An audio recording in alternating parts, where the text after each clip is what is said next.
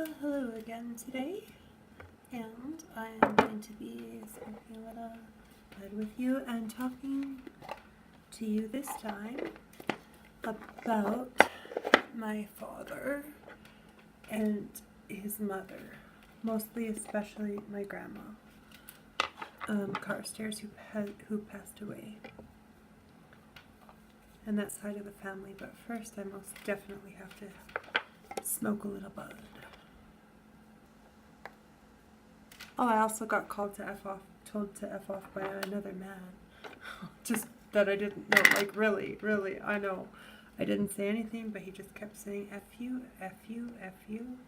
And I think it might be because I'm a woman, but I don't know.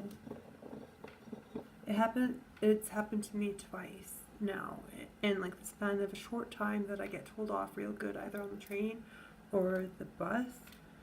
Just for being a woman, it seems like. I mean, I can't think of any other reason. So, I wonder if any other Calgary ladies have the same experience. Maybe they need to make a transit sign where it's like, don't be a sexist, misogynist bastard. I don't know, but it's not very nice. They should really think about their anger problem or whatever.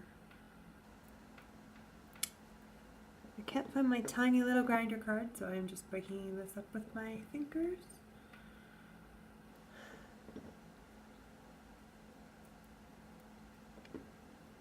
Just every time he said fuck you, I was like, fuck me? Fuck me? What?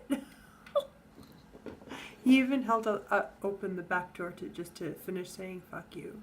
Like, I know I just swore again, sorry, but dang it. That was not nice. I'm going to write more about that and other things today in my blog. I think it's a good time to be creative. So, I'm feeling so much better since I stopped taking my Zoloft. Actually, it did not only not help me, it seems to have made me worse, which I didn't realize until I stopped taking it. Which is kind of counterintuitive considering the fact that I wanted it to help, but it's like, it didn't just constrain my intelligence, but it also intensified the depth of my sorrow, you know? And like, what's the point? I know that it might help a little bit with anxiety, but I have marijuana for that. Anyway, that's all the news getting caught up on me right now.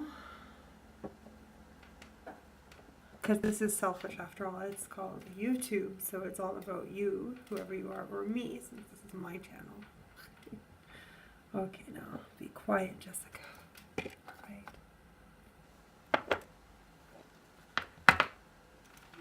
Bofida is so good. Keep your products moist. I'm definitely not getting paid with that with my one viewer. Anyway, or two, maybe two. On one video though, I did happen to get 5. Yes, 5. I was so proud.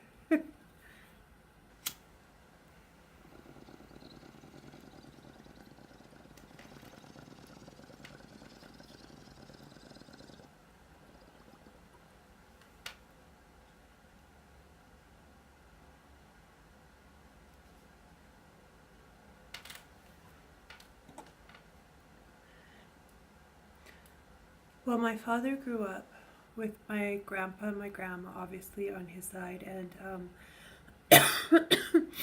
they didn't have much, like, especially my grandpa was really neglectful towards my grandmother, and she was a heavy alcoholic, and she would quite often just fall down from her amount of drinking. And of course, my stepmother, who I told you about last time, who's the narcissist, was always waiting for my grandpa to die because she wanted money, right? An inheritance, to be exact.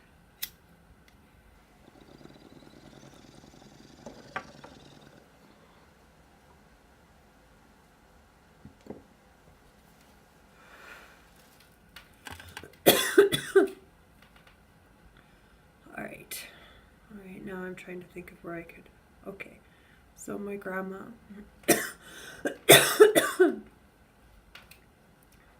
she was always neglected by my father's father, and left alone, and she had lots of mental illness problems and addiction problems, like with alcohol and Valium, and she had a hysterectomy because apparently it helped hysterical females. You know, women in that time went through a worse time than even women in my time, so that was terrible. She died of a massive heart attack when she was about 63, I think, and she had been drinking that day. Nobody even noticed when she had a stroke because like of all of the medicine mixed with alcohol, and so she's died, and I remember her funeral. Hang on. I hope I'm doing it justice because sometimes it's hard to talk.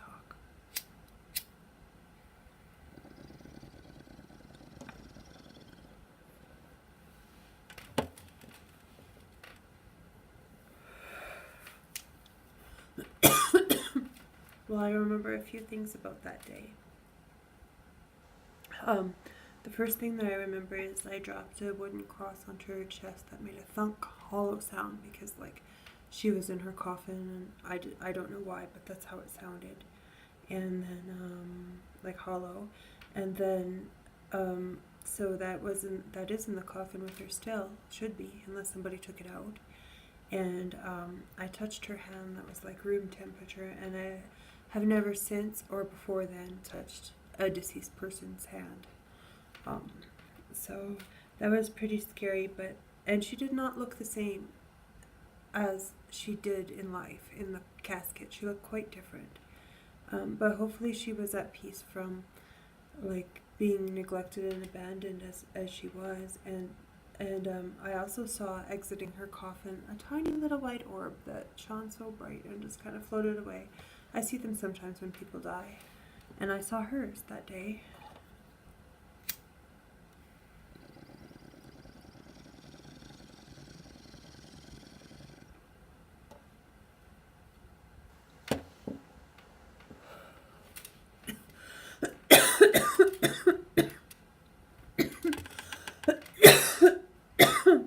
Sometimes I wonder still if she's watching over me, but there is one thing that I felt was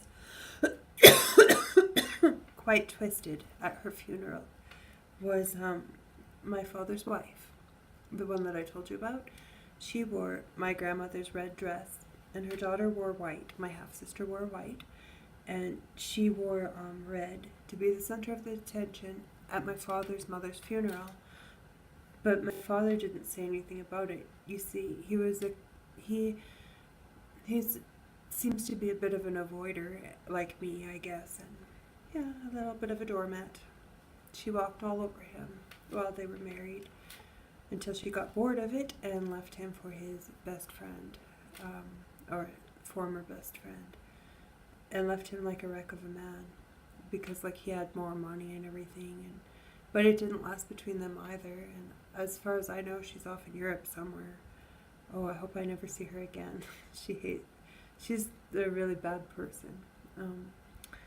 But you know, my father's choice of women might have been a lot because of the marriage between his parents that he saw. His father abandon his mother, his father's neglectful, his mother always wasted. All of her brothers and stuff had alcoholism, and they actually did die of liver causes and one of ALS, but she did die of a heart attack, as I said. So I'm often told I look like her, but I mean, hopefully I'll just carry some of the lessons of her life on to other people, and I'll speak out about people, remembering other people too, because like that wasn't my stepmother's moment. That wasn't her moment to wear my grandma's red dress. No matter what, it wasn't. So I feel like it was a shameful thing. But I think in the end that forgiveness is best, and there. That's my rambling. If you don't like it, feel free to leave some love.